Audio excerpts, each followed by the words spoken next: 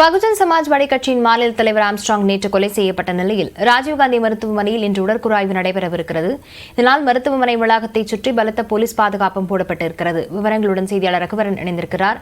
ரகுவரன், இவருடைய உடற்கூறாய்வு முடிந்து எப்போது அவருடைய உடல் ஒப்படைக்கப்படும் என எதிர்பார்க்கப்படுகிறது?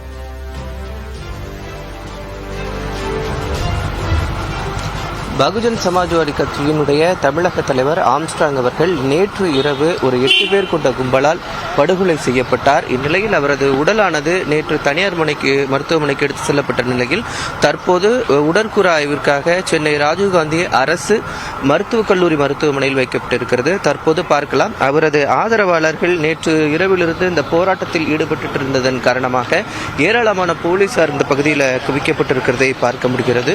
குறிப்பாக அவர் உடல் வைக்கப்பட்டிருக்கக்கூடிய பகுதியிலிருந்து ஒரு 100 மீட்டர் தாண்டி தான் பேரிகார்டெலாம் அமைக்கப்பட்டு போலீசார் பாதுகாப்பு போட்டு இந்த பாதுகாப்பு பணிகள் இங்கே தீவிரப்படுத்தப்பட்டிருக்காங்க. அது மட்டும் இல்லாமல் வெளிநபர்கள் யாருமே உள்ளே அனுமதிக்காமல் தற்போது இந்த பாதுகாப்பு பணியானது நடைபெற்றுக் கொண்டிருக்கிறது. குறிப்பாக சரியாக 9 மணிக்கு அவரது உடல் உடற்கூறு ஆய்வு செய்வதற்கான ஏற்பாடுகள் செய்யப்பட்டிருக்கிறது.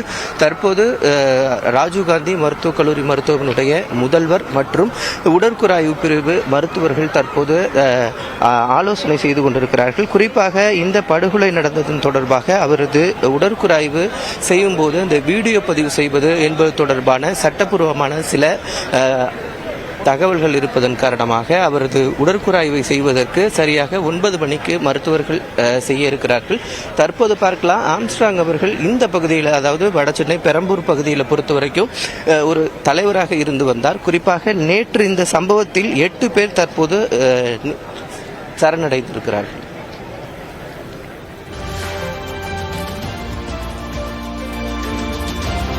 இதுவரையில் எத்தனை பேர் வரை கைது செய்யப்பட்டிருக்கிறார்கள் ரகுவரன்? அந்த விசாரணை நிலவரமானது எப்படி இருக்கிறது?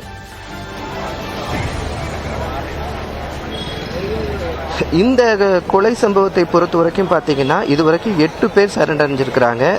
அவரது ஏற்கனவே கடந்த ஆண்டு நடந்த ஆற்காடு சுரேஷ் அப்படின்னு சொல்லக்கூடியவருடைய இறப்புக்கு, கொலை சம்பவத்திற்கு பழி தீர்க்கும் விதமாக இது நடந்திருக்கலாம் என்று முதற்கட்ட விசாரணையில் தெரிய வருகிறது.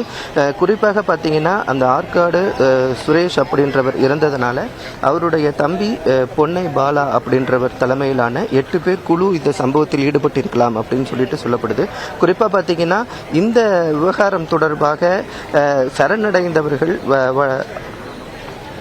வடக்கு கூடுதல் ஆணையர் அக்ஸ்ராகர் தலைமையில் விசாரணை மேற்கொள்ளப்பட்டது. தற்போது போலீசார் அணிவகுப்பாக சென்று கொண்டிருக்கும் காட்சிகளை தான் நம்ம தற்போது பார்த்துட்டு இருக்கோம்.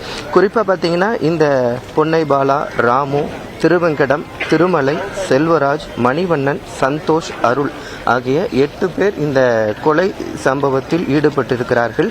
அது இல்லாமல் இவங்க இந்த டெலிவரிக்கு வருவது போன்ற, அதாவது உணவு டெலிவரி செய்வது போன்று அந்த பகுதிக்கு வந்திருக்கிறார்கள். அது மட்டும் இல்லாமல் மற்றும் சிலர் அந்த பகுதியில் நோட்டமிட்டு தான் இந்த கொலையை அரங்கேற்றி இருக்கிறார்கள்.